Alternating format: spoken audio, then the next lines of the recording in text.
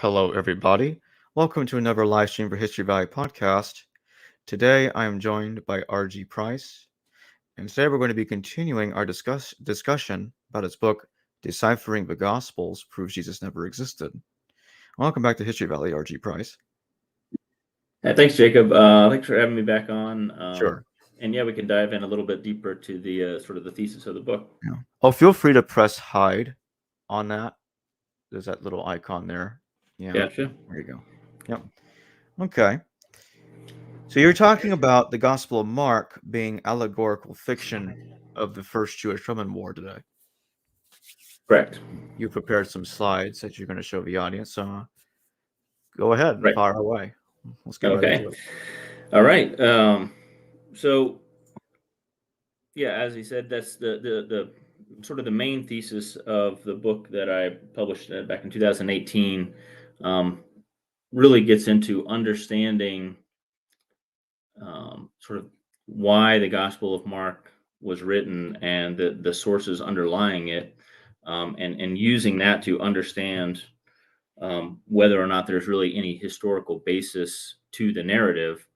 And then once we get into an understanding of the historical basis or lack thereof of the narrative, what that tells us about all of the other narratives about Jesus. So this all really started for me back around the early 2000s, getting involved with a lot of discussions with various people about proposals that the Jesus story or Christianity originated with sort of pagan mythology. And I vehemently disagreed with that, and got into a lot of online discussions with people who were proposing that Jesus was a myth based on sort of a paganization of Judaism. And one of the things that I really focused on to drive that point home was all of the relationships between the gospel narratives and the Pauline letters and the Jewish scriptures. And as I got more and more into that, really myself coming to the conclusion, well, yeah, actually you can, the entire story of the entire Jesus story is actually constructed from the Jewish scriptures, to the point that there really is nothing else left to be based on oral tradition or anything like that. So here's, once I got into that, I went through, did a lot of analysis focusing on the Gospel of Mark, understanding it to be the first gospel that was written, and really breaking down that narrative bit by bit, identifying each of the scriptural references for each scene, and then looking into those scriptural references and understanding the meaning behind those references, reading each of the references and really assessing what the author was trying to tell the reader by referring to these various passages, right? So my findings throughout that process was that the Markan narrative has to have been created by a single individual following the First Jewish-Roman War. And I say by a single individual, meaning this isn't a collection of anecdotes from a variety of people. This isn't some crowdsourced story of urban legends. This is a complex, sophisticated plot that fits together like a jigsaw puzzle that is really much more like an Agatha Christie novel or a Quentin Tarantino movie. I mean, this isn't something that just falls together from observing history or jotting down reports from various people. The story is a fictional allegory about the destruction of the temple all the way through. It's not just that there's a few scenes at the end that indicate that the story was written after the First Jewish-Roman War, or perhaps even the second. The whole story from the very opening lines is all about the temple, which you see when you start looking at the underlying scriptural references. The Jesus story, in addition to being rooted in the Jewish scriptures, the character in the Jesus story, I conclude, is based on Paul himself. And by Paul, I mean the profile of the figure that emerges from the Pauline letters. Whether or not there was a real Paul, that's a matter of debate and discussion among a variety of people, that is sort of irrelevant to this, because what's being talked about here is really that the Markan narrative is based on the Pauline letters directly, and regardless of whether there was any Paul or who Paul was, the Jesus character is based on the profile of the figure that emerges from those Pauline letters. And lastly, that every narrative about Jesus is derived from this original single story, that there are not separate independent witnesses to various things, which we can determine because once we determine that a scene is a literary construct based on scriptural references, obviously that scene is not something that really happened, that there could be multiple witnesses to that could be writing down different versions of the event. Everything has to have originated with a single narrative that was invented by the writer. And so why do I reach those conclusions, right? So first of all, the whole story is highly symbolic from beginning to end. There's foreshadowing, there's irony, there's lots of hidden meaning. There's a lot of hidden foreshadowing where you have to look up the scriptural references to understand the foreshadowing. Again, this is not something that happens with real history. This is not something that is a quality of random urban legends that develop among people and get passed down orally.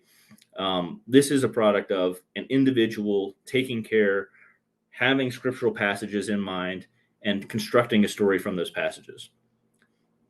Now, again, virtually every scene is constructed in this way, as we'll see. And there's really two main themes that run through these scriptural references from beginning to end. One is is commonly referred to as the Elijah Elisha narrative, although I'm adding on Isaiah. It's sort of the Elijah Elisha Isaiah narrative that flows through 1 and 2 Kings. And of course, the Kings narrative is about the sort of the Jewish leadership, the Jewish kingdoms, the northern and southern Israelite kingdoms, and the fall of those kingdoms, ultimately to the Assyrians and the Babylonians. Now, the Elijah Elisha narrative is what sets up the fall of the northern kingdom to the Assyrians. So why is the writer using the Elijah Elisha narrative? Why is it that he's taking this and making this a template for the entire story? Because the Elijah Elisha narrative is being the events of the first Jewish-Roman War or the second Jewish-Roman War are being viewed through the lens of those prior catastrophes, right? So it's taking the current situation, rereading it through the past, which is what we see so often happening in Jewish literature, where the events of the present are reinterpreted through the scriptures of the past. And Elijah and Elisha, the sort of ministries of Elijah and Elisha, are what set the stage for the fall of the northern kingdom to the Assyrians. That then the narrative then passes on to Isaiah, who is the one that foretells the destruction of the Jewish temple and the fall of the southern kingdom to the Babylonians. All of this runs throughout the entire Markan narrative. And in addition to the Elijah Elisha narrative, what we also see are just other passages based on other scenes in the Gospel of Mark based on various passages from other Jewish prophets, such as Hosea, Amos, Jeremiah, all again dealing with, in many cases, in most of these cases, the fall of the so-called First Temple to the Babylonians. And even in cases, such as Malachi or something, where it's not necessarily talking directly about the Babylonian fall of the temple, it's passages talking about how God is displeased with the Israelites and he's going to punish them and he's going to send foreign armies to destroy them and all of these things.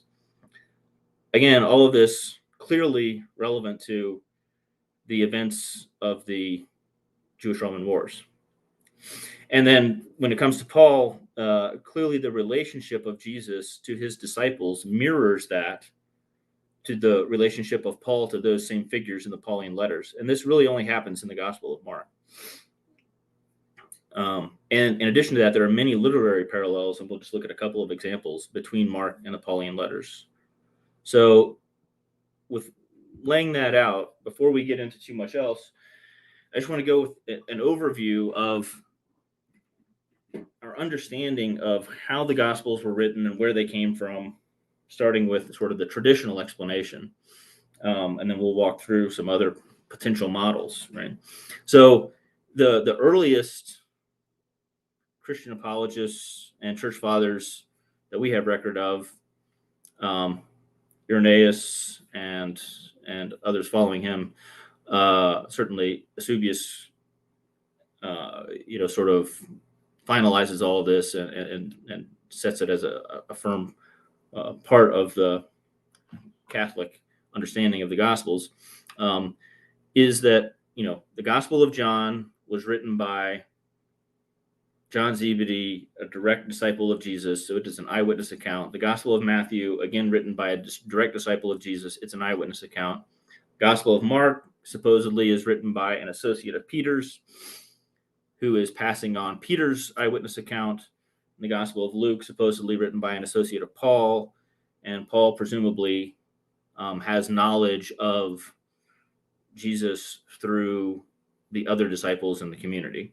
All of this was apparently supposed to have been written down prior to the First Jewish-Roman War, and the reliability of the Gospels came from the fact that these various statements and claims made in the Gospels could be determined to be true, was dependent on the conclusion that, or the belief that, each of these Gospels was independently written by separate people with no contact from one another. So supposedly John wrote his Gospel completely independently of Matthew, who wrote completely independently of Mark, who wrote completely independently of Luke. And so what we have is 4 separate testimonies, all of which agree with each other on key points. And this is emphasized heavily by the church fathers in their opposition to other Gospels and other schools, such as Marcion, Valentinians, and others, who all typically used a single gospel that in many cases had discrepancies with the Orthodox version of these Gospels. And their statement was, we have 4 Gospels. They all testify to the truth of what each of the other ones say. These other different schools only rely on a single gospel that cannot be reliable in and of itself because you cannot testify for yourself. So the independence was critical to determining the reliability of these Gospels, according to the church fathers.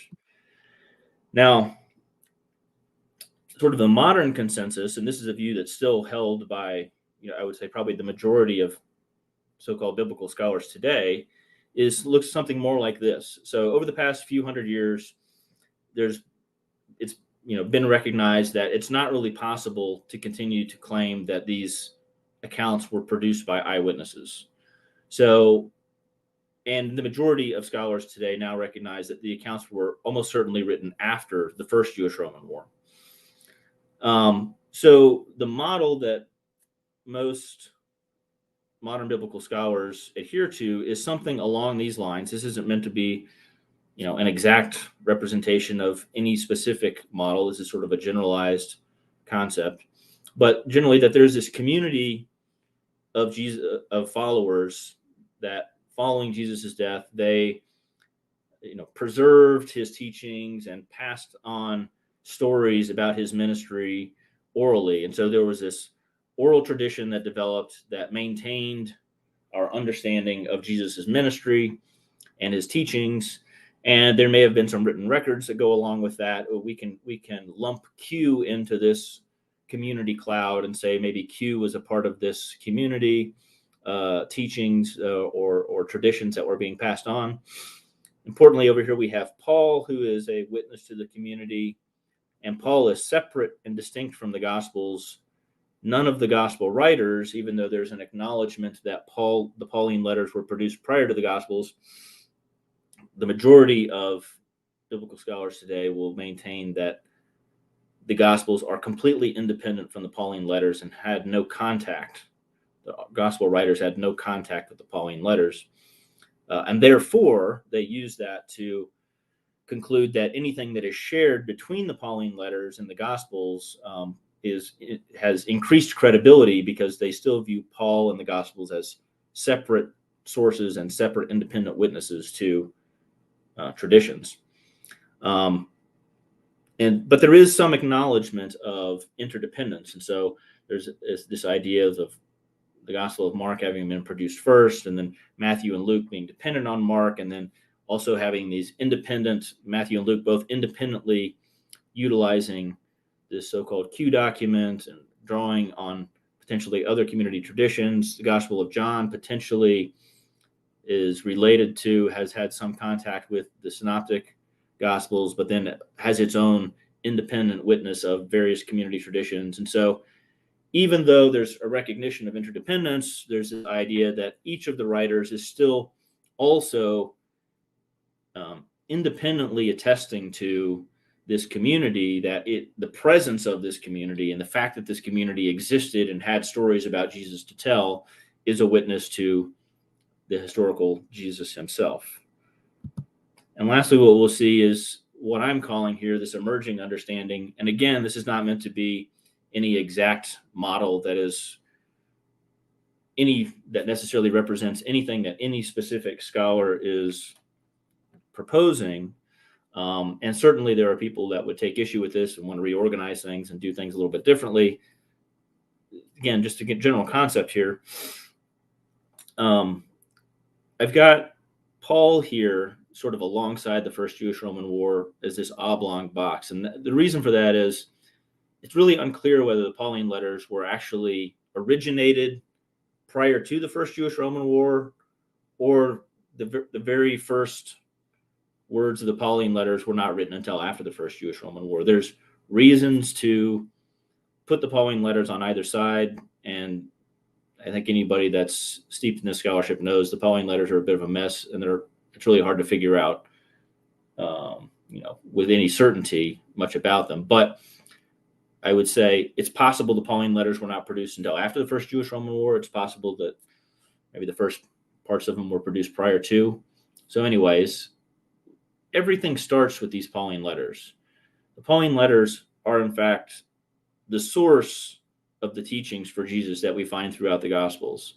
The Gospel narratives are based directly on the Pauline letters, and the Jesus figure is sort of an allegorical representation of Paul himself. Now, this very first Gospel that I have here that is derived from the Pauline letters, I'm calling Proto-Mark here. Dr. Vincent, who's given excellent interviews here on History Valley, would say that was Marcion's Gospel.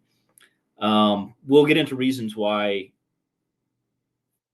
What I think the narrative that is preserved in the New Testament that we have today, that goes by the title, the Gospel according to Mark, I think preserves the core of whatever the original first Gospel that was written was. And we'll get into the reasons why that is.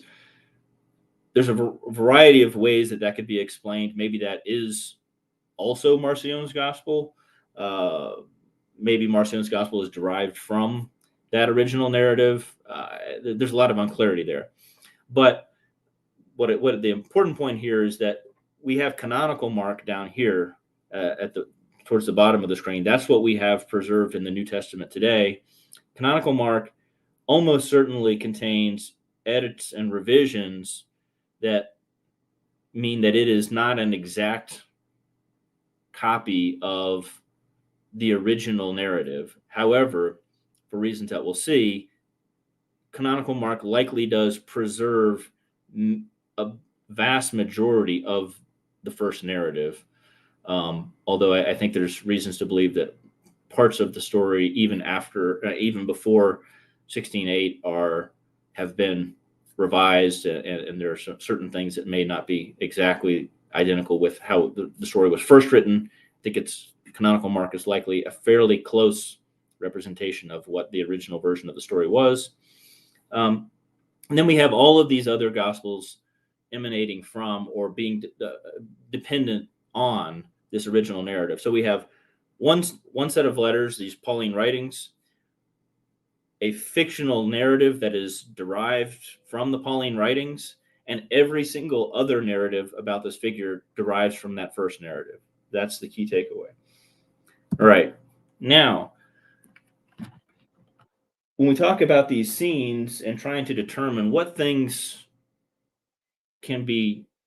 might be historically true and what things might not be historically true, how can we determine if anything in the Gospels really happened? It's a story from a long time ago. We don't have anything else contradicting it. So how could we possibly analyze this story and determine if various details and various things really happened or they didn't? Well, I'm going to use the crucifixion here as an example. And I'm using the crucifixion because this is sort of one of the most obvious, clear, and well understood examples of scriptural dependency in the Markan narrative. And we'll use this as sort of our template for how we understand the rest of the scenes as well. So this is a well-known scene. You may have seen this before. So in the Gospel of Mark, the crucifixion is fairly short. It starts, around 15:23, and then goes down here to around 15:34, 38. And in this scene, right, it starts out talking about how Jesus's clothing are being divided, and people are casting lots to decide what each of them should take. Some various other things happen. People walk by mocking him and shaking their heads. Some other stuff goes on, and then at the end, he cries out, my God, why have you forsaken me?" Now, all of these lines are directly dependent upon Psalm 22. And in fact, there's almost every line here from 23 through 34 is dependent on an underlying Jewish scripture. I'm just focusing on this one set that relates to this one particular scripture. There's actually at least two other Jewish scriptures that are being referenced here within this short block. But so we'll see here with Psalm 22. Now, Psalm 22 opens with the phrase, my God, why have you forsaken me?" It goes on saying, everybody who sees me mocks me and they shake their heads at me. And then towards, about midway through the Psalm, it mentions that they've dividing his clothes amongst themselves and casting lots to decide which each of them can take. They're basically totally disrespecting him, and they're just stealing his stuff. So this psalm is a sort of plea for deliverance from suffering, and the writer of the psalm, not David, by the way, who's the traditionally understood author, but the writer of the psalm, goes on in the psalm to say that, Lord, if you save me from this predicament, once I am rescued, I will espouse your name to the ends of the earth, and I will guarantee that everyone from all the nations will worship you. Just save me and deliver me from this suffering, and everyone in the world will worship you. So it's easy to see why the writer would have chosen this as a passage that they wanted to refer to for the crucifixion. And this sort of gets at the theme that we'll see over and over again throughout this, is that firstly, we have to recognize the fact that these scenes are being constructed from literary references to the Jewish scriptures. How can we say whether or not it was really true that during the crucifixion, people were dividing up Jesus's clothing and casting dice to see which ones they should take? Well, we can conclude with a significant degree of certainty that did not really happen. That's not an actual historical fact, because we can see that the inspiration for that detail comes from here. This is part of a literary reference. And because we can see that it's part of a literary reference, it's not something that is a historical account. It's not even, and it's not even the case that it's not a historical account. It's not an oral anecdote. This is not somebody, the way the scene was written was not by someone listening to an oral story about the crucifixion and what happened, the events of that day when Jesus was crucified. Clearly, the person that wrote this scene sat down with Psalm 22 in hand and fabricated the scene so that it would relate to this scripture. And the point of that was that they wanted the reader to read the underlying scripture. The meaning of the narrative is enriched by understanding the meaning of the underlying scripture. Now, obviously, this is a scripture about how God, the Lord, will ultimately be worshiped by everyone among all nations.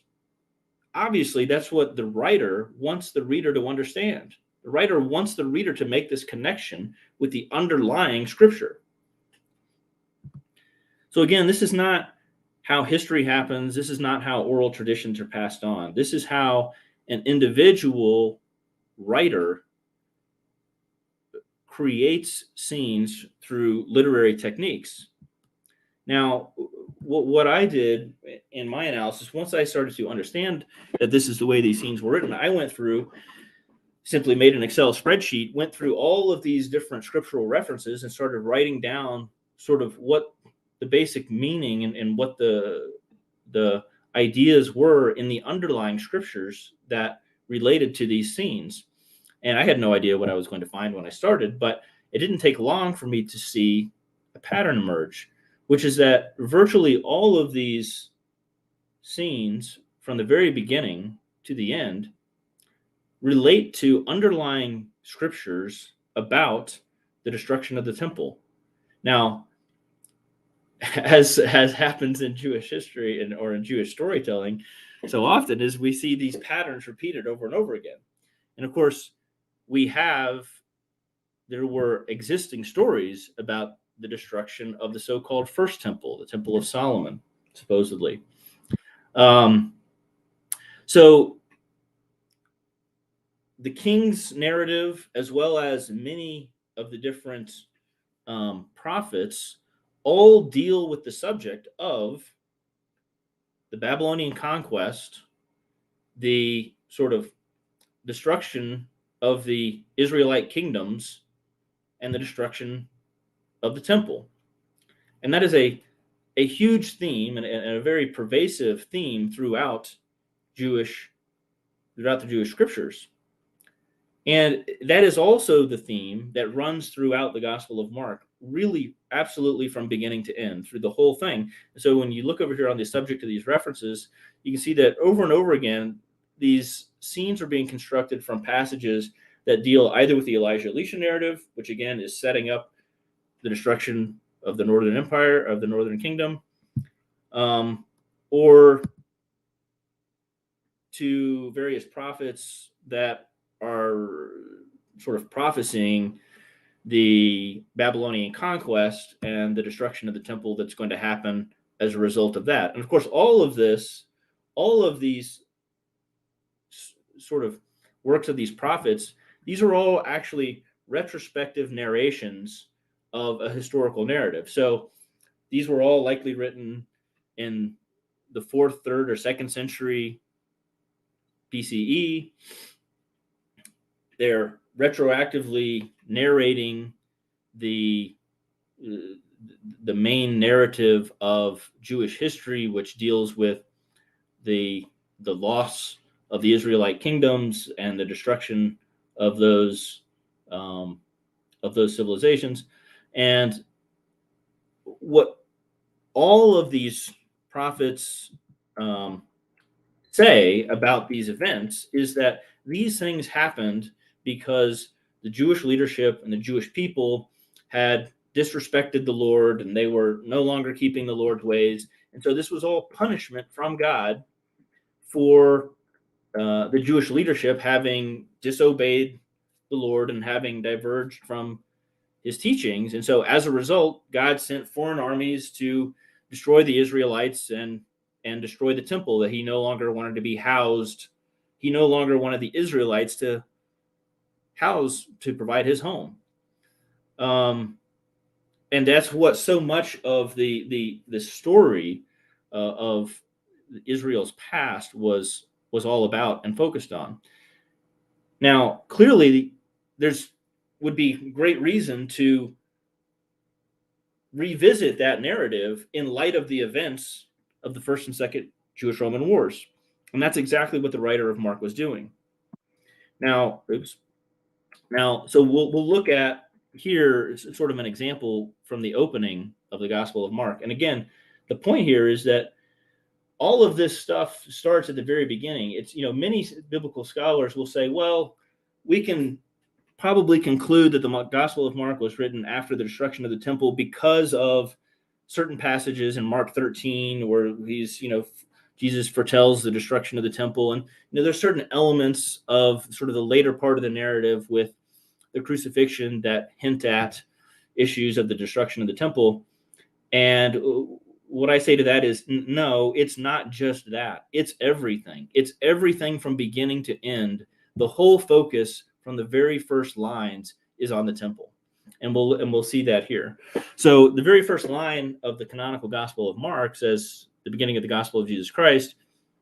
I think most likely that is actually probably the title, the original title of the first gospel, of the first narrative, that the original writer considered to be the Gospel of Jesus Christ. It wasn't the Gospel of Mark, it was the Gospel of Jesus Christ, and that's the title. The first line of the narrative then is, as it is written in Isaiah the prophet, yada yada. So now, ironically, this passage here that I have in bold, which is, the author says, is from Isaiah, actually comes from Malachi, although it's possible that the writer may have considered that to be from Isaiah, because the book of Malachi is not a real name. It's the prophecies of the messenger. Perhaps this writer considered the messenger to be Isaiah. It's sort of a book of prophecy from an unnamed messenger. So anyways, it says, behold, I send my messenger ahead of you who will prepare your way. And then we go on into another verse that comes from a different passage in Isaiah. And then we go on, after having this sort of initial statement from the prophet Isaiah, to be introduced to John the Baptist. And we're told that John the Baptist is clothed with camel hair, and he has a leather belt around his waist. So now, again, to understand what the author is really getting at, we have to look at the underlying scripture. So the passage that's being referenced here comes from the book of Malachi, where it says, see, I'm sending my messenger to prepare the way before me, and the Lord whom you seek will suddenly come to his temple. Blah, blah, blah. But who can endure the day of his coming and stand when he appears? So right away, on the very first lines of the narrative, we already have foreshadowing of sort of the climax of the story. We're being told on the very first line, this story is going to be climaxing when the Lord comes to the temple. And of course, we know the famous temple cleansing scene, which happens in the end of the narrative. Jesus comes to the temple, and that's when they decide that they're going to have to arrest him, which then leads to the crucifixion. All that's being foreshadowed in the very first lines. And the book of Malachi is a very short book. It actually ends, I think, with verse 6 of chapter 4. But verse 5 says, and I will send you the prophet Elijah before the great and terrible day of the Lord comes. And it's clear that the writer is making use of this passage about Elijah, and the writer wants the reader to understand this passage about Elijah. Now, sorry for the jumping around.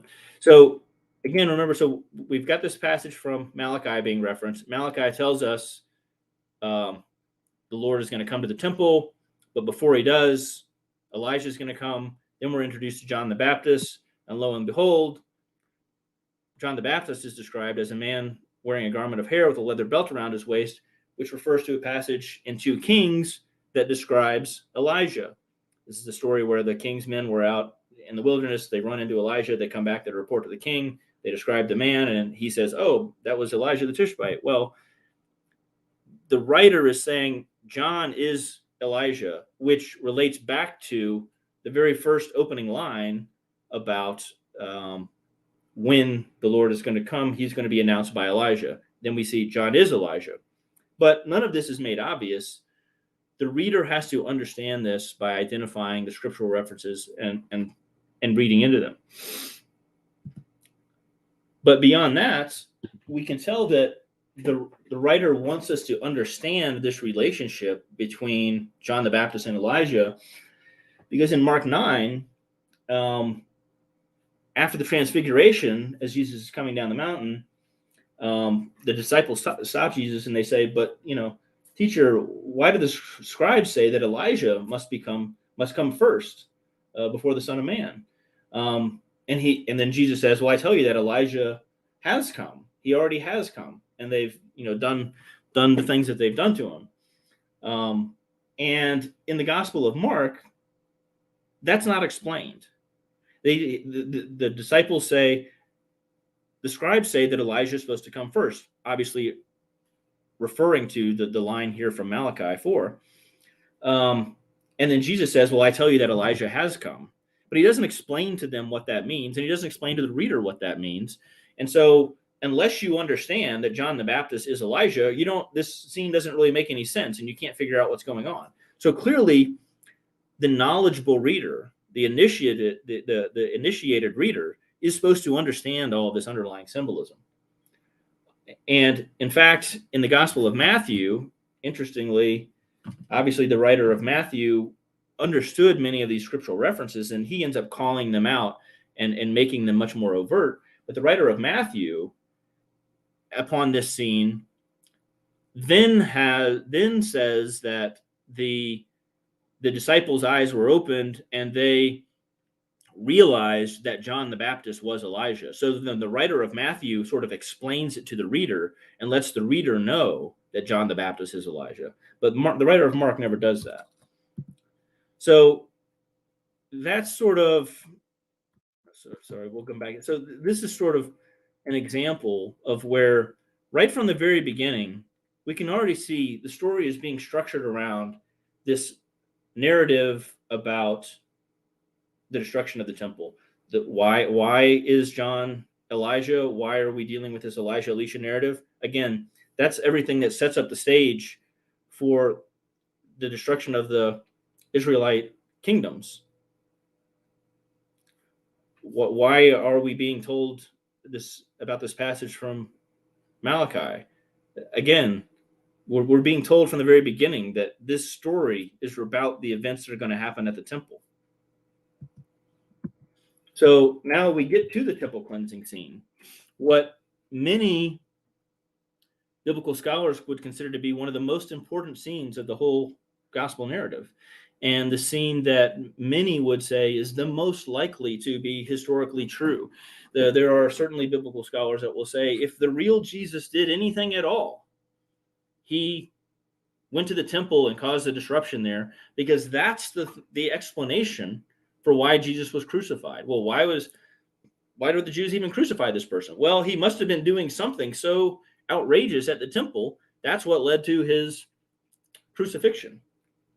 Well, we'll see if we can figure out if this temple cleansing scene is based on reality or not. So in the temple cleansing scene in Mark, which is quite distinct, it's not replicated in this way in any of the other gospels. The temple cleansing scene opens with the cursing of the fig tree. And it says that seeing in the distance a fig tree and leaf, Jesus went to find out if it had any fruit. But when he reached it, there was nothing but leaves, because it wasn't yet the season for figs. And then he curses the fig tree. It says, "May no one ever eat fruit from you again," which is a very odd thing, because if it's not even the season for figs, why, what's going on? Why are you cursing a tree that doesn't have fruit when it's not even in season yet? But that's what happens. So then he gets to Jerusalem, he enters the temple, and begins driving out those who are buying and selling there. We go on. There's a passage here, there's a couple of other references to some other scriptures we'll revisit this one about the den of robbers. And then we see that Jesus is being threatened to kill him. And at the very end, we see that they pass back by the fig tree and they note that the fig tree is withered from the roots. Well, this scene is based on Hosea 9. And again, what is Hosea 9 talking about? Well, this is another passage that's talking about how God is displeased with the Jews. He's going to send foreign armies to destroy them, and he's basically done with them and going to cut them off. So, it opens, do not rejoice, O Israel, do not be jubilant like the other nations, for you have been unfaithful to your God. Blah, blah, blah. All these things happen about how God's going to send all of these various horrible things their way. And the temple cleansing scene itself, we see framed down here, where it says, when I saw your fathers, it was like seeing the early fruit on the fig tree. Well, in the gospel narrative, Jesus looked for early fruit, but it's not there. There is no more early fruit to be had. Now, because of their wicked deeds, because of their sinful deeds, I will drive them out of my house. And the word that, being now, instead of he's driving them out of the temple, which is the house of God.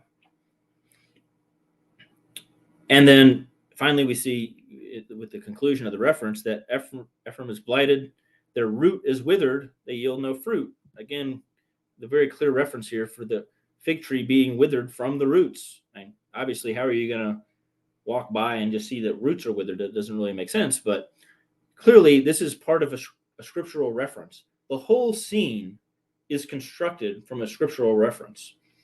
This isn't an anecdote about something that happened in the real world. This isn't even a story that was sort of developed among a community of people in the 30s or 40s or 50s CE. This is a scene constructed from scriptural references, which only has relevance in the context of a world in which the temple has been destroyed. But let's see what so-called mainstream scholars have to say about this, right? So, I'm going to jump back real quick and talk about Jeremiah 7 first. So here where it says, where Jesus says, you have made my house a den of robbers, this alludes to a passage from Jeremiah 7. Well, what are the works of Jeremiah about? They're about the destruction of the first temple. This is the opening of Jeremiah's monologue against the Jewish priesthood, where he predicts the destruction of the temple. So, as we'll see, what many scholars have tried to say about this, which I find hilarious, is that, well, Jesus was this like scriptural savant, and he had all these scriptures, in mind and ready, and he saw that the temple was going to be destroyed, and he was quoting from these things. And I mean, it's just really preposterous. So here we're looking at the works of John Paul Meyer, and I chose John Paul Meyer here as a representative scholar. He's a conservative Catholic, but certainly forms a part of the mainstream consensus. And by the way, he's passed, but certainly his work was, highly regarded, frequently referenced. He played a significant role in the shaping of sort of modern views of the historical Jesus. His most famous set of works was Jesus, the historical Jesus, Jesus, a marginal Jew, where he argues that, well, Jesus was a real person and did all of these things, but he was just, unnoticed because his actions, the significance of his ministry was not understood until after the fact. And so he was marginal in his own time, he argues. But again, yes, he is a conservative Catholic, but he is nevertheless a main part of the mainstream consensus. So his explanation, let's see what his explanation is of this temple cleansing scene. And of course, this is opening with his explanation of Jesus' entrance to Jerusalem, which happens right prior to the temple cleansing scene. And so as Jesus is coming into Jerusalem, he says that as he entered the ancient capital of David, he apparently chose to make a symbolic claim to messianic status by riding on a donkey amid the acclamation of his followers, thus evoking the memory of a prophecy from Zechariah. And he cites multiple attestations, separate witnesses here, Mark and John. When he cites, this occurs in Mark, Matthew, Luke, and John, but he's acknowledging the idea of Markan priority and of synoptic dependence, but he still refers to John as a separate independent witness. And so he's got this idea that, well, Jesus is this scriptural savant. He knows of this prophecy in Zechariah. So now he's acting out scenes from the scriptures as he engages in his ministry. And of course, this is what he would have to have done over and over and over again. So then he follows up this symbolic entry into Jerusalem by more symbolic action in the temple, by disrupting the buying and selling of sacrificial animals. Again, we've got multiple attestations which assures us that this truly happened. And then we can see that these symbolic actions of Jesus may have been the reason why he was arrested by the priesthood. Well, to believe that, this is sort of where you have to go if you want to think that these passages are based on any kind of real history. You have to get to the point where you're saying Jesus must have known all of these, must have been this well-read scriptural savant that had memorized all of these scriptures. By the way, he's also illiterate, which John Paul Meyer also acknowledges that Jesus is illiterate. He doesn't leave any of his own writings because he's illiterate, yet he knows the scriptures inside and out. And he decides to go around acting out passages from the scriptures. Now, to think that that is a more reasonable and rational explanation of how these gospel narratives developed than saying that a writer made it up and used the scriptures as his template, I find to be quite challenging. But that was J.P. Meyer, conservative Catholic. What about Bart Ehrman? Everybody knows Bart Ehrman no longer professes to be a Christian, although his education does come from seminary school. So Bart Ehrman tells us something very similar, right? He's, talks about how Jesus' actions at the temple must have been exaggerated, and gives reasons for us to think why they may not have happened. It may not have happened the way it's recorded in the Gospels. But exaggeration society says it's almost certain that Jesus did something that caused a disturbance in the temple. For example, overturned some tables and made a ruckus. Because as I've noticed, this event is multiply attested at independent sources. He's again referring to Mark and John. Moreover, it coincides with Jesus' predictions about the temple that it would soon be destroyed. And for this reason, a good number of scholars have begun to recognize that Jesus' actions in the temple represented a symbolic expression of his proclamation.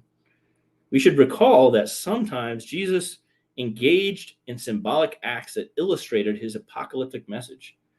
So again, we've got to get back to this idea that we've got this person going around engaging in a bunch of symbolic, like pantomiming out references to Jewish scriptures. I mean, it's really a preposterous notion, yet this is the mainstream consensus. This is what's considered reasonable. So that sort of deals with the main narrative of the Markan story. But what about the Jesus character himself? What about the teachings of Jesus? Where does that all come from? Well, what I conclude is that the character of Jesus himself thoroughly is based on Paul. That it's not just that, Jesus represents Elisha in the narrative, or there's a few teachings that maybe coincide with Paul, but the whole character of Jesus is based on Paul. And if we look at sort of the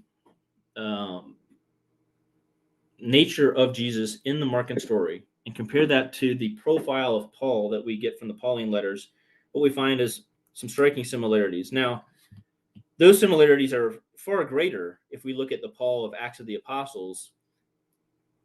And I think there are reasons to believe that Acts of the Apostles may be based on a narrative about Paul that perhaps the writer of Mark may have known, but we don't even have to go that far. It's certainly possible that the Paul of Acts of the Apostles is based on the gospel of Jesus, and that's why there's so many similarities. So we don't need to even think about Acts right now. Just the Paul that we find described in the Pauline letters, right? So Paul's ministry obviously begins among the Gentiles. And of course, the opening of the Gospel of Mark, Jesus' ministry begins in Galilee, going through the Jordan River. And that, of course, is based on a prophecy from Isaiah, which says that the Savior of Israel is going to, come by way of the sea for the Jordan River from Galilee of the Gentiles. Now, the issue here is that Galilee, while it was, a part of Palestine, was considered a sort of Gentile region of was a Gentile portion of the region. So here we have Jesus' ministry beginning in this Gentile region. Jesus engages in 6 boat voyages, basically 3 passages back and forth across the Lake of Tiberias, aka the Sea of Galilee. Now, why does Jesus go back and forth across the sea? If we look at a map, we can see that Jesus' ministry is supposedly starting here and he's traveling to Jerusalem. There's no reason whatsoever to go back and forth across this lake. You don't have to do that. Those voyages are completely gratuitous.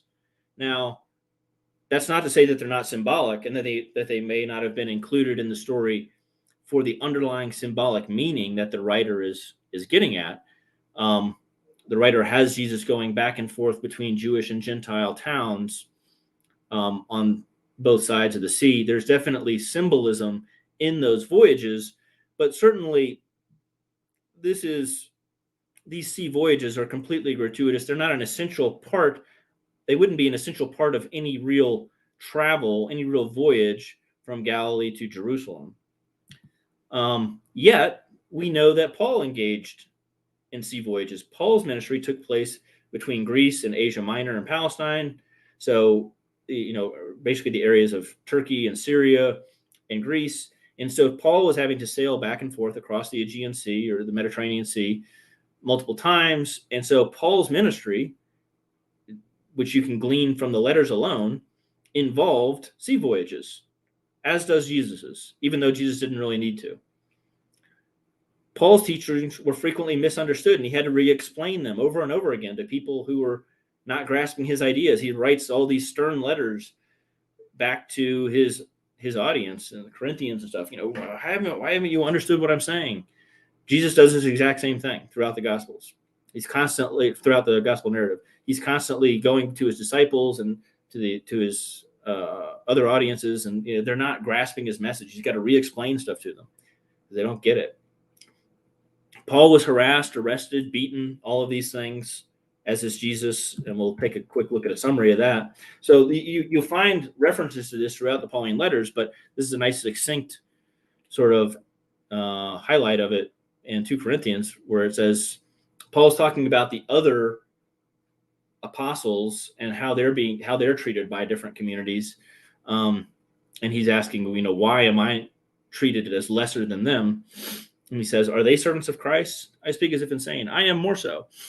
In far more labors and far more imprisonments, beaten times without number, often in danger of death. 5 times I've received from the Jews 39 lashes. 3 times I was beaten with rods. Once I was stoned. 3 times I was shipwrecked. A night and a day I've spent in the deep. I have been on frequent journeys, in dangers from rivers, from robbers, from my countrymen, from the Gentiles, in the city, in the wilderness, on the sea, and among false brethren. Now, anybody familiar with the gospel narrative will know that other than maybe dangers from robbers, Jesus faced all of this stuff.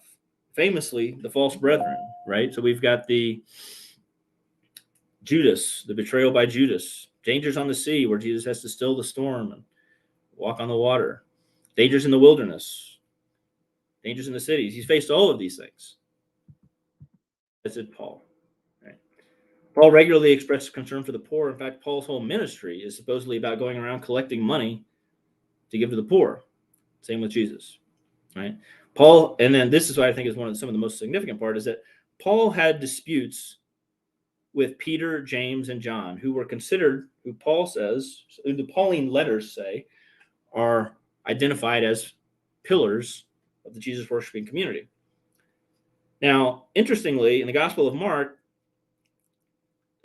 the writer identifies the three main disciples as Peter, James, and John, just as Paul identified the pillars as Peter, James, and John. However, Christian tradition holds that the James and John of the Markan narrative is not the same James and John that Paul was talking about.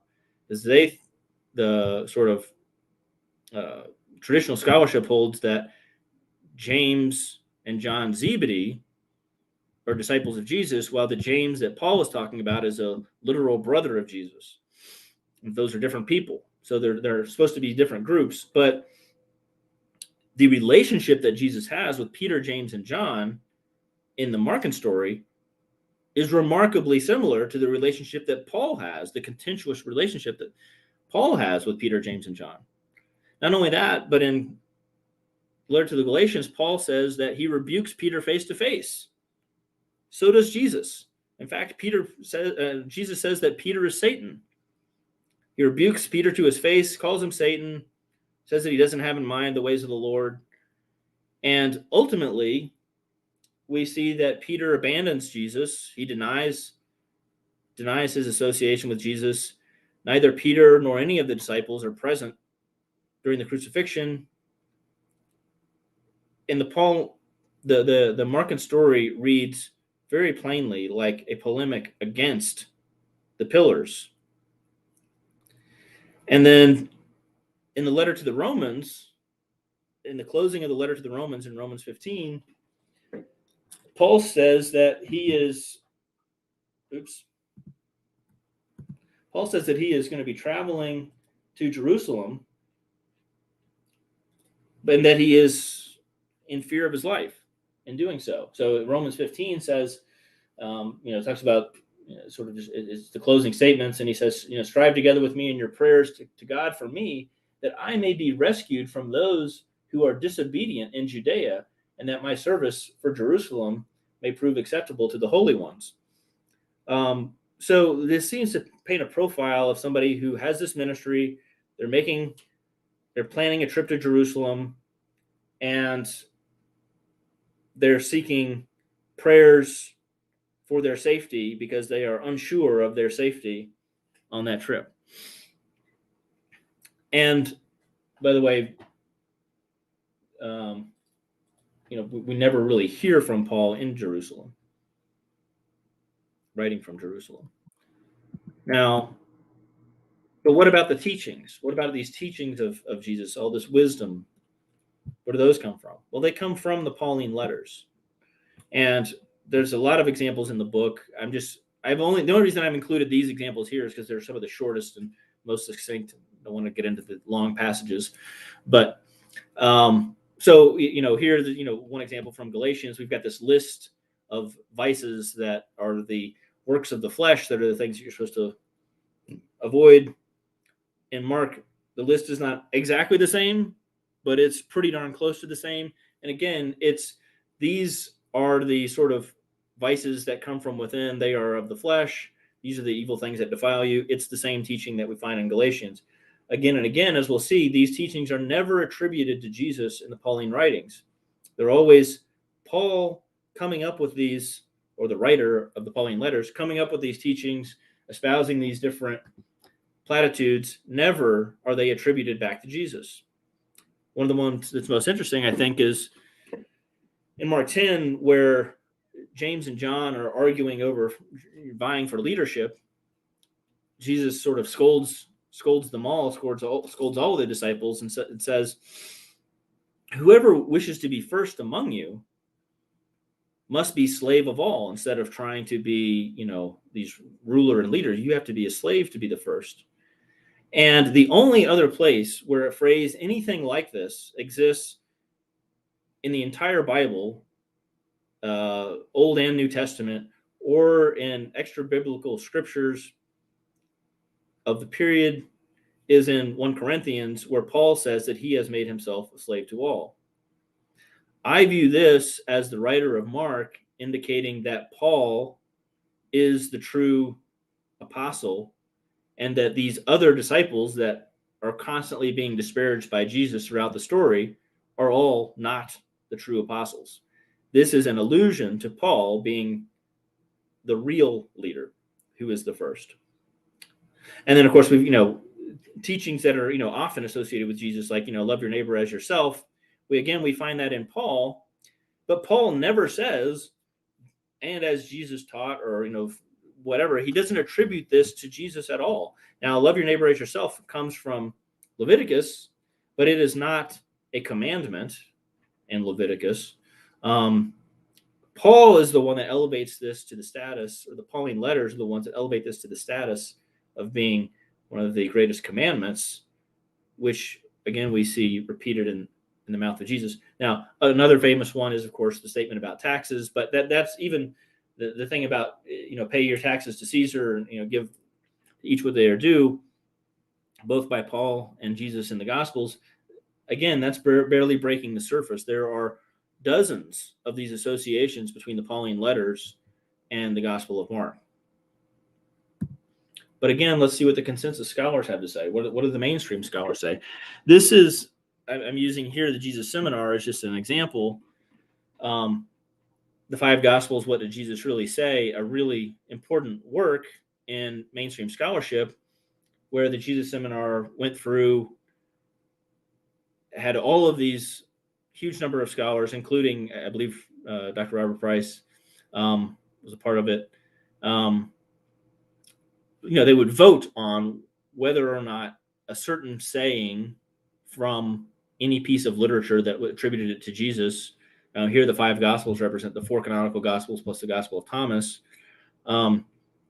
What passages in those are things that are likely to have actually been said by the real Jesus? And there's a statement in there about moving mountains, which comes from Mark, shortly after the temple cleansing scene and the cursing of the fig tree, where Jesus says, if you have faith, if you say to this mountain, get up and go into the sea, it'll happen. And this is what the Jesus Seminar has to say about it. They say there's a reference to moving mountains in 1 Corinthians, although it is not attributed to Jesus. However, Paul's knowledge of the saying indicates that the connection between faith and moving mountains was widespread in the tradition. And this is exactly what we see happening in mainstream scholarship, is that when we see agreement between all these different sources, instead of recognizing this as literary dependency and concluding that the saying about moving mountains in the Gospel of Mark was derived from the Pauline letters, and that the reason that Jesus says it in the Gospel of Mark is because the writer of Mark was using Paul as his template, they conclude the opposite, that this is almost certainly an authentic saying, because we see it attested in Paul and in the Gospels, which are independent sources and don't know anything about each other. So the fact that they both say the same thing must mean it really came from Jesus.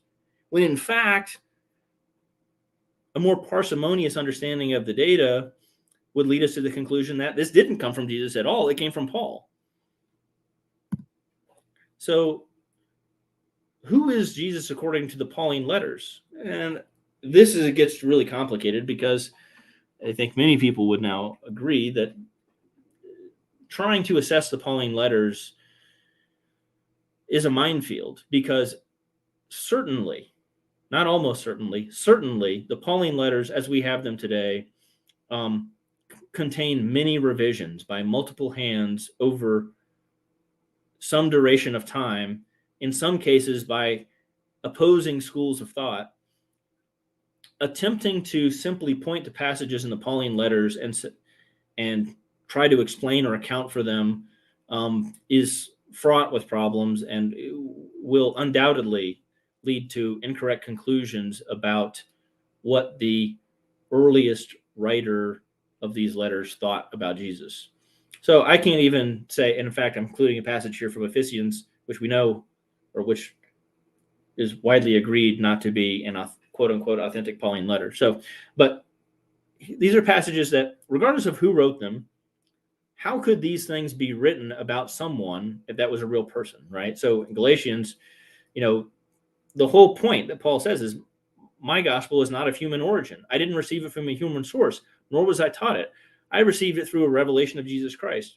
Now, keep in mind, Paul sees his message as being in competition with other apostles. Paul is saying, throughout his letter says, I deserve to be considered the greatest apostle. Listen to me. Listen to what I'm saying. I have authority. How could Paul possibly think that his quote unquote knowledge of Jesus from revelation would compete with the knowledge from Peter, James, and John? Even if the James Paul was talking about was Jesus's literal brother, why would Paul say, don't pay attention to those guys? That's just Jesus's brother, and that's just Peter, Jesus's main disciple that he handpicked and walked around with and went on a journey with. Don't listen to them. Listen to me. I had a vision of Jesus in my head.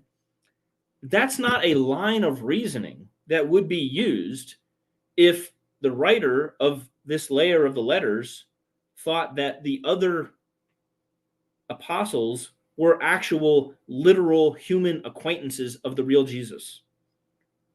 The fact that this person is saying that he should be trusted because he's had a revelation, that person is considering revelation to be the most direct contact with Jesus that's possible. Certainly, revelation could not possibly compete with literal face-to-face communication. Philippians, right? Our commonwealth is in heaven, and it is from there that we are expecting a Savior, the Lord Jesus Christ. Well, as you see throughout the Pauline letters where this is talked about, never is it talked about a return of Jesus. Jesus isn't coming back. He's not returning again. He's not coming back to earth. We're expecting him to come from heaven as if he's never come from heaven before. Romans 16, this may be a later edition. This could be an edit. This could be a cover letter that was a part of the original. It's hard to say. There's a lot of academic sort of dispute around Romans 16, but nevertheless, that what we're told is that the gospel is being known through the proclamation of Jesus Christ according to the revelation of the mystery that was kept secret for long ages, but is now disclosed through prophetic writings.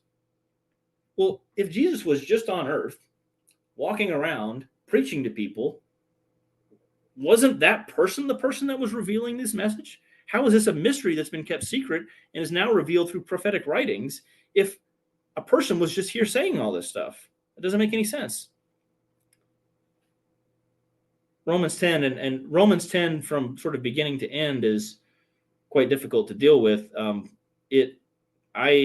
Romans 10 almost looks as if it's Marcionite or Gnostic to me. But a part of that passage is where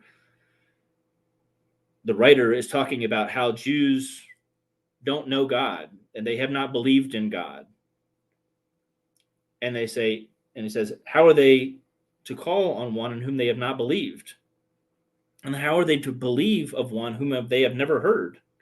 And how are they to hear without someone to proclaim him? And then Paul goes on, or the writer goes on and talks about the prophets and apostles going around and proclaiming knowledge of the Lord. Well, whether the Lord is Jesus or the Lord is God, however you want to read the letter, wouldn't Jesus have been the one proclaiming, making the proclamation, either about himself or about God? According to Romans 10, all of this stuff has to be proclaimed by Paul and other apostles. There has been no one else preceding them that has proclaimed any of these messages. Ephesians, again, likely not an authentic Pauline letter, but nevertheless, quite possibly a letter that was written prior to the writing of the Gospels. says, talking about, these various teachings, perceiving and understanding of the mystery of Christ, and in former generations, this mystery was not made known to humankind, as it has now been revealed to his holy apostles and prophets by the Spirit. Well, if Jesus was just on earth proclaiming all of this stuff, again, how is he a mystery that has been unrevealed until now, being revealed by the Spirit?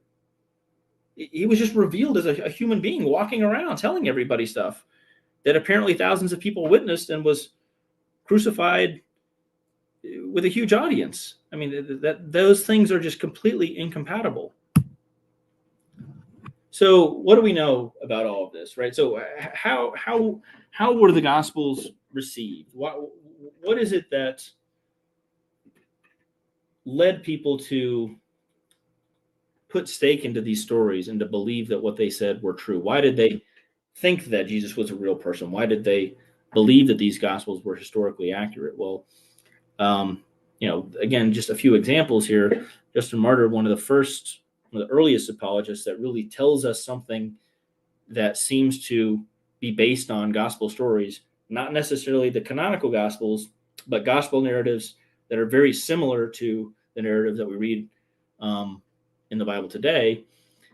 And Justin's going on explaining, and then this comes up over and over again, but this is just one short example where he says, for what reason would we believe that a crucified man, that he was the firstborn son of the unbegotten God, and will pass judgment on the whole human race, unless we had found testimonies concerning him published before he came and was born as a man, and unless those things happened accordingly?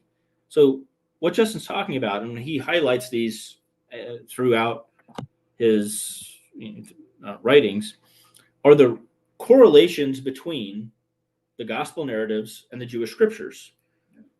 And the testimonies published before he came are the Jewish scriptures, and the things that happened accordingly are those writings in the Gospels that show all of the actions and deeds of Jesus corresponding directly to passages from the Jewish scriptures. And that is the foundation of the belief in the validity of the divinity of Jesus. Again, Subius in the 4th century, talking in his work, The Proof of the Gospel, sort of in an opening here, he's going to show the proof of the gospel from the prophecies extant among the Hebrews from the earliest times. I will propose to show by quotations from them how they foretold events that came to light long ages after their time had passed, the actual circumstances of the Savior's presentment of the gospel.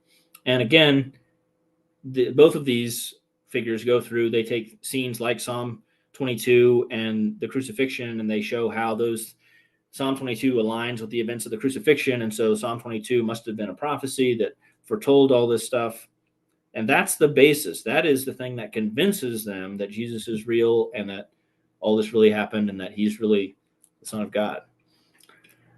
Now, but that's not all. So now I want to get into sort of the ultimate interpretation of the Gospels that was widely held among Christians in an early period, which is what they see in the gospel narrative is, I believe, what the writer ultimately did want to convey, although I think the writer of the original narrative was intended the story to be an allegorical fiction and to be understood as such. I don't believe the original writer was trying to deceive people into thinking that this was all literally true. And the reason I think that is because I don't think when you read the Gospel of Mark, it doesn't appear that the writer is attempting to, the writer appears to be making it quite overt and obvious that what his story is a preposterous fiction.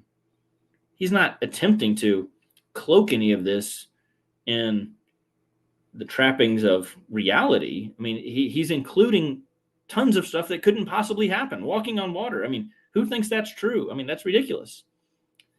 The references to the scriptures are overt. He wants the reader to read the references to the scripture so they understand the meaning of his allegory. But here's what Eusebius says. He says that, all of this tells about how the Jewish kingdom had continued from the story of the Gospels is about how the Jewish kingdom had continued from their ancient days, and how it would be utterly destroyed after their sin against Christ, and how the royal metropolis would be burned by fire, and the altar would undergo the flames and extreme desolation, and their city would be inhabited no longer, and that they would be dispersed among the Gentiles. And it is plain even to the blind that what they, the Jewish prophets, saw and foretold is fulfilled in actual facts from the very days the Jews laid godless hands on Christ and drew down on themselves the beginning of the train of sorrows. That is the allegorical meaning of the Gospel of Mark. That's true. But it's not reality, right? These things didn't actually happen. That's the symbolic meaning of the story. And it's clear that early Christians understood the symbolism of the story. They just didn't think that it was made up. They thought it was true. So, what is the Gospel of Mark? I believe that the canonical Gospel of Mark that we have in the Bible today is a very close representation of the first narrative that was written about a ministry of Jesus. In that story, the Jesus character is based on Paul. Paul's teachings are put into the mouth of Jesus. The story is an allegorical narrative about the corruption of the Jewish priesthood and the events leading up to setting the stage for the destruction of the temple that would happen either in the first or the second Jewish-Roman War, however you want to see it. In deciphering the Gospels, I propose this was all written in relation to the first Jewish-Roman War. Still think that's probably the most likely scenario, although maybe it was written in relation to the second Jewish-Roman War. But here we see, the motif from the Arch of Titus, where they're parading the spoils of war from the first Jewish-Roman War. Painting is regarding the first Jewish-Roman War, sacking of the temple. I believe that the Gospel of Mark is absolutely a fictional allegory through and through about the first Jewish-Roman War. And what's important about the scriptural references and the narrative is that the whole narrative could never have come into existence until after the first Jewish-Roman War.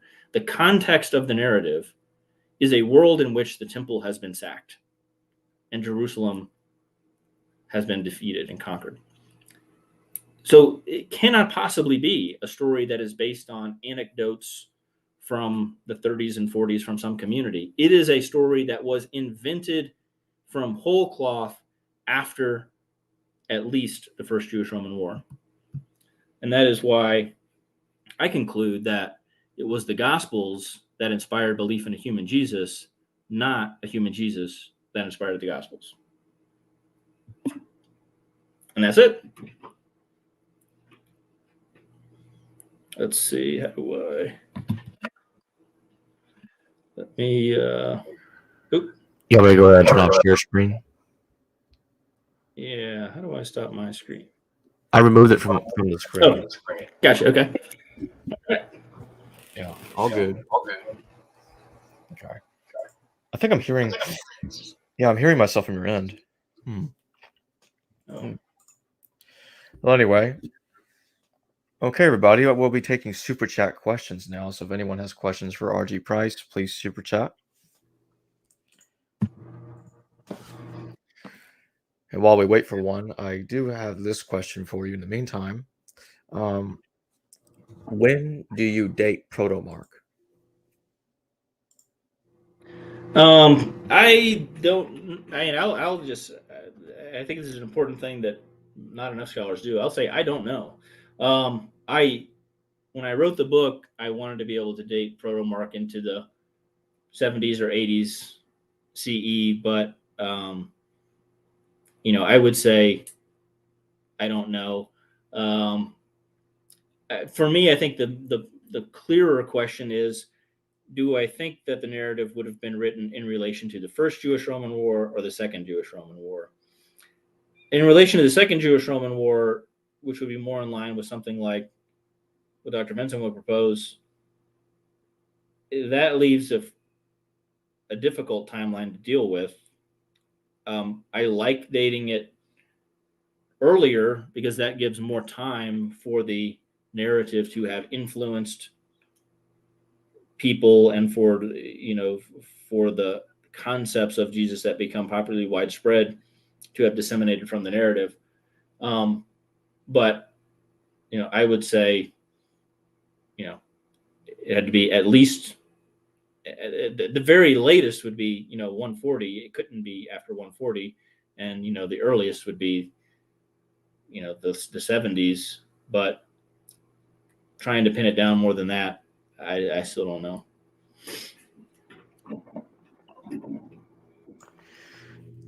Do you date Marcion's gospel to the 140s AD? Because I know that some, like Dr. Price, argue that Marcion's ministry began earlier than the consensus believes. Yeah, I mean, I certainly think that that's possible that it began earlier. I think 120s. I've seen arguments for the 120s as the beginning of Marcion's gospel, and obviously there's reasons why people would want to date it earlier or later to make it more amenable to certain timelines. All of the gospels can't have descended from Marcion's gospel if Marcion's gospel wasn't invented until 140, and then we've already got Justin Martyr writing around the 150s, and he knows many gospels, at least more than one gospel. And even those gospels aren't exactly the same as the gospels we have, so they've got to be other variants. And so how many variants can you get in how short of a period of time? I mean, I think those are pertinent questions, but I don't, this is not certainly my area of expertise, but it would seem to me that from 120 to 140, I don't know that anybody has a concrete reason why they can say that Marcion's ministry wouldn't have been in place by 120. We have a super chat question from JC. Thank you for your super chat. What is your opinion on Roman provenance? Well, I don't know what you mean exactly by Roman provenance, but I'll say this. I think whoever wrote the first gospel, the first narrative that we recognize as a gospel type story, has to have had an extremely in-depth understanding of the Jewish scriptures. Now, as Dr. Benson says, he thinks that Marcion was Jewish, and many, there are I don't necessarily think that Marcion wrote the first gospel or even Marcion's gospel, but it certainly is a story that has to have been written by someone with a deep Jewish background. So do I think that the gospel story was written by some Roman scholar or Roman political figure for Roman political purposes? No, I view the gospel of Mark as being in line with other Jewish narratives that are written, that have countless ones, such as the story of Judith or Joseph and Anaseth, all of which take scriptures and reinterpret them in light of current events. Now, sometimes that is by casting the current events into the past, to Brouch, or casting the past into the present, like the Gospels do. But that is something that's firmly established in Jewish storytelling tradition, and clearly from the multitude of Jewish scriptures that are used, it has to have been written by someone with a deep background in Judaism. That doesn't mean that they couldn't have also been Roman. And in fact, this is the thing that's important to understand, is that Jews and Romans were not necessarily at odds. In fact, and the story of Maccabees is about basically Jewish-Roman alliance, and Jews lived throughout the Roman Empire, enjoyed many privileges in the Roman Empire, were well taken care of by Romans throughout the Roman Empire. They had many rights ascribed to them and religious protections that were not even afforded to other religious groups.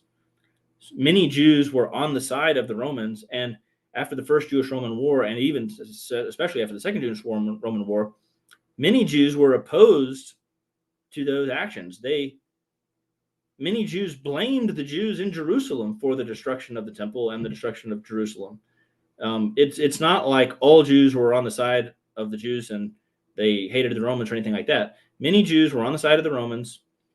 In fact, there were Jewish forces that helped the Roman forces in the First Jewish-Roman War. So to say, was the story written by a quote-unquote Roman? Well, there were Roman citizens that were Jews. Is that where the authorship of the narrative lies? Potentially.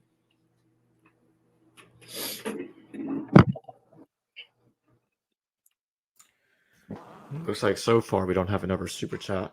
10 o'clock on a Monday is probably not the most popular time.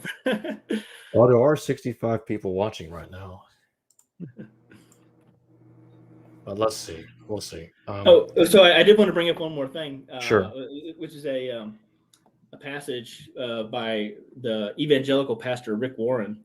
This is from 2017 article he wrote. And this sort of really gets at the Christian understanding of all of this, right? So in this article, Rick Warren says, the Bible contains more than 300 prophecies about Jesus alone, all written thousands of years before he was born.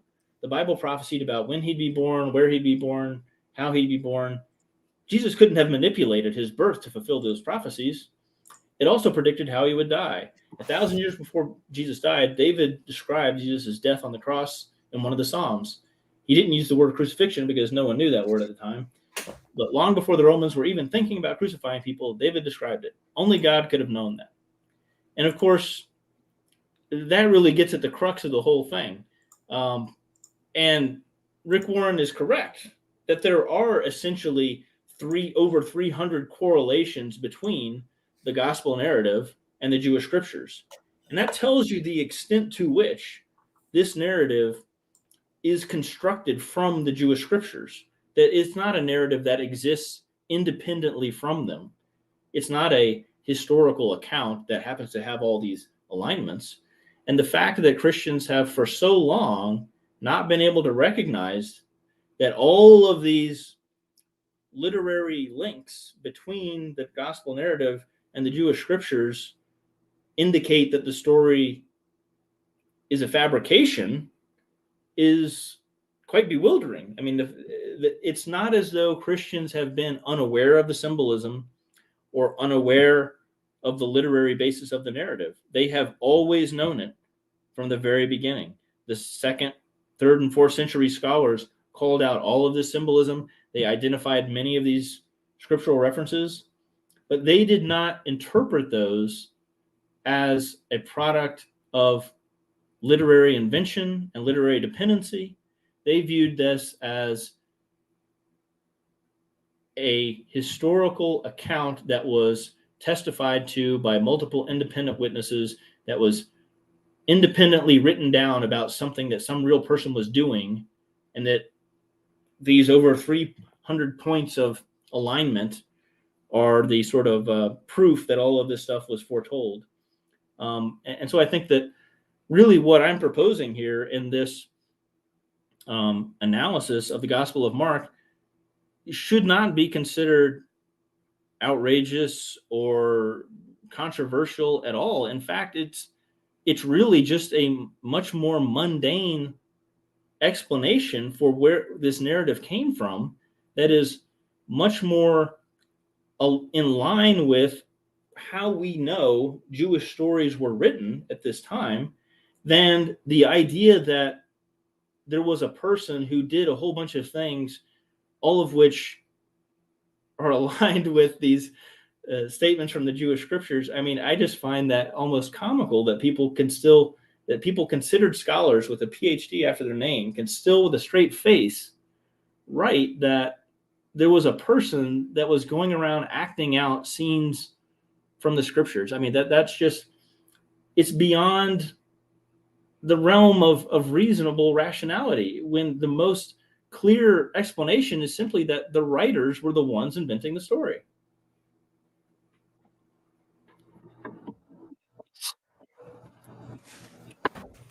Where do you currently lean towards on the question of the dating of Paul? Oh, hold on one second Well, before you answer that. Mitzvahs Galam, thank you for your super chat, but he has no question.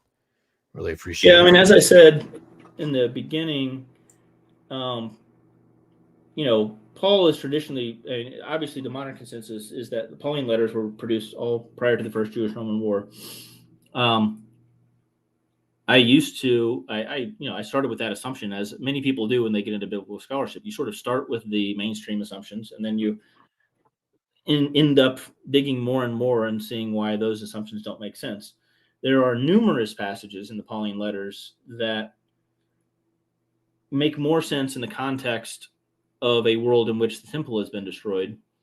However, as many people also point out, there's no real direct discussion of the destruction of the temple either. And so you might expect, hey, if this is all written after the war, why wouldn't there be a more overt reference to the events of the war and to the destruction? And why wouldn't there be a more overt association between the need to worship the Lord outside of the temple now that it's been destroyed? So those two things, the fact that there are passages that would seem to make sense, and in fact, much of the general theology really only makes sense after the destruction of the temple. But by the same token, there's not a real smoking gun either that clearly indicates that the letters were written after the destruction of the temple. So it does make it difficult, but I'm leaning more and more towards believing that the letters originated after the First Jewish-Roman War. But again, if any of this stuff was easy to determine, it would have already been figured out. So I'm certainly open to the possibility that the original, the earliest layer of the letters was produced prior to the war, but I think it's more likely that after the First Jewish-Roman War. And, at a latest point, I don't know, but I mean, up into the 120s, maybe at the latest. And then, of course, there are, so I will say this also about the Pauline letters. I think that the Pauline letters, as we have them in the New Testament today, are an orthodox revision of Marcion's letters. And there's several reasons to think that. But one of which is, and I've seen several interviews and stuff here on History Valley that have already gone into this in more detail, but another one that I think has not been mentioned enough is the fact that the letter to the Ephesians and the Colossians, and then of course Ephesians is likely a renaming of the letter to the, I'm not sure how to pronounce it, Laodiceans. Those two letters are widely agreed not to be a part of the earliest layer. They are quote unquote inauthentic letters of Paul, later forgeries, right? But those are included in the Orthodox collection.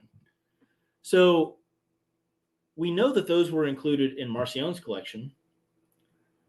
If as the sort of Orthodox explanation is that the proto-Orthodox apologist church fathers was able to go back and collect the real original letters of Paul, why is it that the Orthodox collection contains all the same letters that Marcion had, with one of them being renamed, but then three or four more on top of that?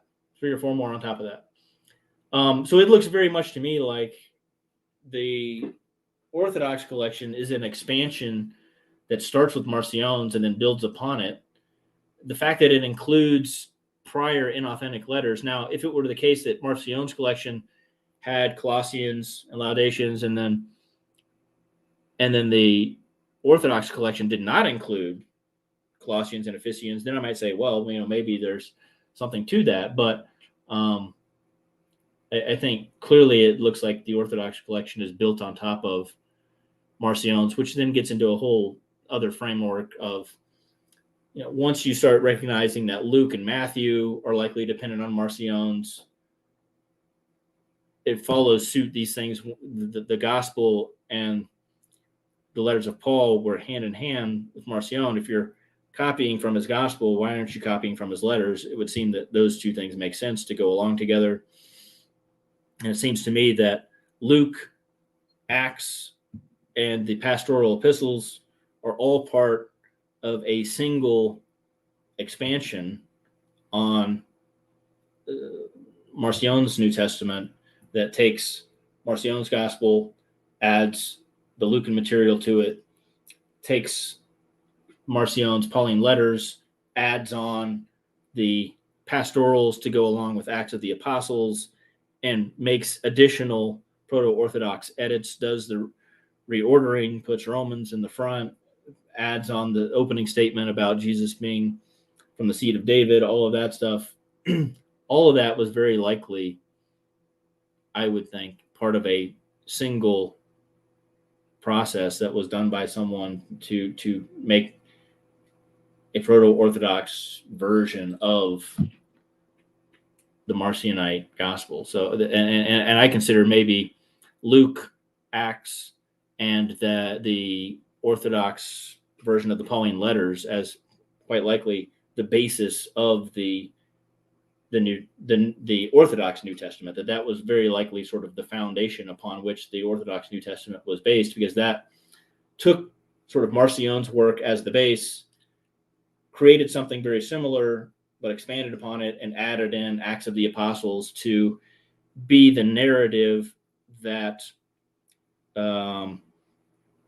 testified to, or that sort of justified the view that the Gospel of Luke was an authentic pre-Marcionite work.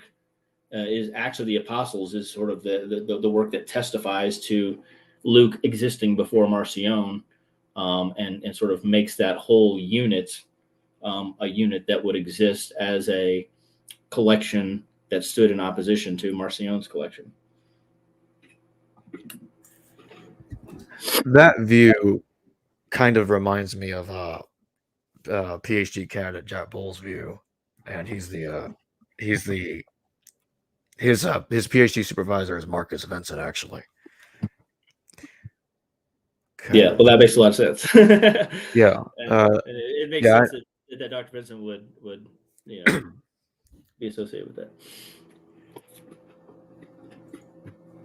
John D., thank you for your super chat. What do you think of the abomination of desolation mentioned in Mark's Gospel, and a possible link with the building of Aelia Capitolina dedicated to Zeus that would date Mark's Gospel around 142 AD? So I'll respond to this one first real quick. This may be a misunderstanding of an interview I did with Professor Bartosz Adamczewski, because what Dr. Adamczewski thinks is that Matthew 24:15, because Matthew 24:15 says that the abomination of desolation was built. The abomination of desolation is talking about a different description of Mark's abomination of desolation, and in Matthew's version, it's standing over the holy place. So what Bartosz is arguing is that the Gospel of Matthew was written in 132 AD or somewhere around that time because of that. Now, well, go ahead. Sorry. No, I'm almost done. Yeah. Well, the last thing I was going to say real fast is Dr. Vincent does date all four Gospels to the 130s, but not specifically for that reason.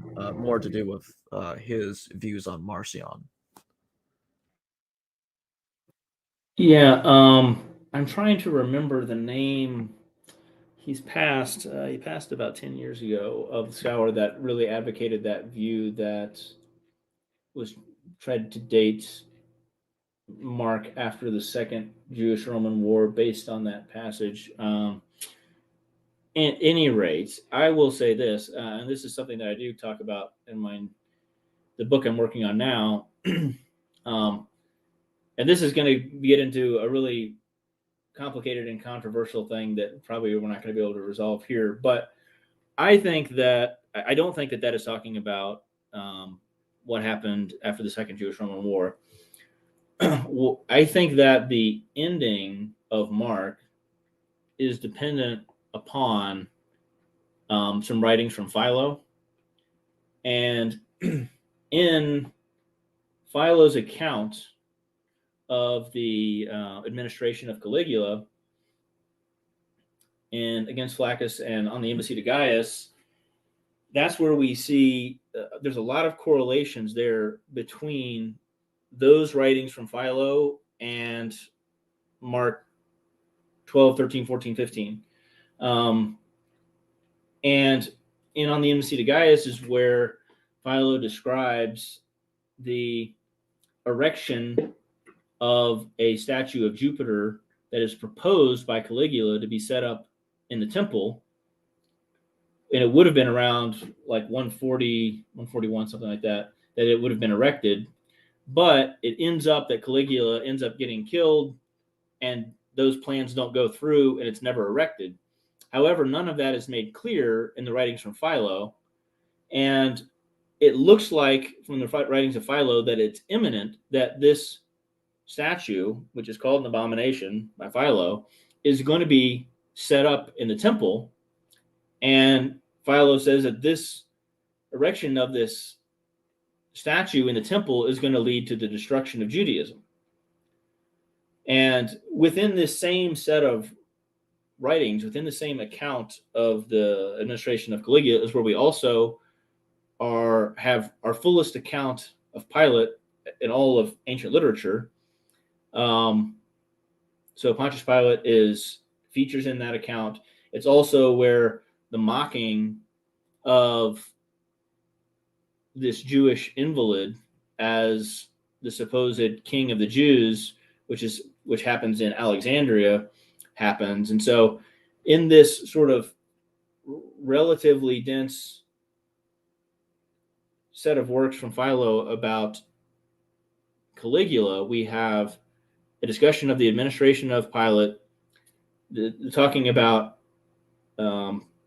apprehending this Jewish invalid who is then mocked as a king, and they put robes on him and beat him. And there's worry about the setting up of this sacrilegious statue in the temple that's going to lead to the destruction of Judaism. And I'd lay out a case in the book I'm working on that is the body of literature that the writer of Mark is working from in setting up those scenes in his story. Now, like with many of these things, there's different ways to interpret it. There'll be people that say no. So I think there's certainly, it does not have to be the case that it's the events after the Second Jewish-Roman War and the defilement of the temple there that has to be the desolating sacrilege. I think that Mark, the writer of this narrative that we now call Mark, I should say, was using that narrative from Philo, talking about the potential setting up of this sacrilegious statue in the temple. Let's get to the next super chat. JC, thank you for your super chat. In your opinion, what is the best way forward in scholarship to move beyond the reductionist, historicist versus mythicist schism? Interdisciplinary collaboration? Well, that's hard for me to say because I maybe I should have said this more in the introduction. I'm not a biblical scholar. So I'm outside of all of that, and I can't comment too much on it because I don't, not being really in that field. I'm not like somebody that's in a university that, talks to these people on a daily basis or anything like that. My background is data analytics and software development, and, sort of what I brought to the table in the writing of this book was, my background in data analysis. So I probably am not the best person to answer that question, but I do think that intertextual analysis should play a huge role, because it is a sort of objective data, and that's really what my book is driven off of, is intertextual analysis. And a lot of intertextual analysis that's been happening over the past 20 years has really, I think, done a lot to advance the field. And a lot of these things that have been conjectured and stuff for centuries can be figured out much more clearly. And I think things like algorithmic analysis of the scriptures using machine learning and things like that is likely going to be a useful tool in getting a much more objective understanding of the sources that underlie these narratives and the the different sort of layers and of authorship, because a lot of that can be determined in a much more objective way through algorithmic processing than having, scholars with all of our biases and everything poring over text and trying to render opinions about whether they think something was written by one person or another. So I'll say, as the non-biblical scholar with a data analytics background, that I think algorithmic processing is going to be an objective tool that will hopefully help break some of this tension between a lot of these differing opinions by different scholars. All right, let's get to the next super chat. Bob Kelly, thank you for your super chat. Has RG read David Oliver Smith's books? Lots of overlap. What about all those chiastic structures? Is that real? Yeah, I have read David Oliver Smith's books, and I've talked to him a bit. As far as the chiastic structures, I don't know. I mean, some of them are real, I think. Some of them may be a little overblown. I forget what his most recent book is, but I agree with some of it and disagree with some of it. I think maybe it's a useful tool that maybe was extended a bit too far. I think maybe he overextends a bit, and I forget the name of the guy that he references, but he's got a big website, Martin. Anyways, yeah. So I think that it's definitely true that those types of chiastic structures were used by ancient and classical writers. There's no question about that. It's true that there are some of those structures present in Mark. Whether you can determine whether you can classify all of these passages in the way that they are chiastically structured by David Oliver Smith and others, I'm less certain about that. And I think he reaches some conclusions about certain passages being out of order or not having been original that I don't think is correct. So, for example, I think he argues that there's only one authentic feeding scene, and that the chiastic analysis indicates that the second scene is a later addition or something like that. I don't agree with that. I think it's both scenes are original. There's significant symbolism in why the two scenes are there and all this other stuff. So, anyways, yeah, I read his works. I think there's some merit to them, but I don't know that I go in 100% with all of the conclusions. All right. I think we can stop there. Well, thanks for joining me once again, RG Price. Yep. Thanks for having me. And I thank everybody for super chatting their questions. And I'll see all of you later. All right. Always a pleasure. Hello, viewers. Thanks for watching this video from the History Valley YouTube channel. Please don't forget to subscribe and hit the notification bell. And if any of you wish to further support this channel, please consider checking out this channel's Patreon page and becoming a patron, and/or donate through PayPal or through Super Chat during a live stream. Thank you.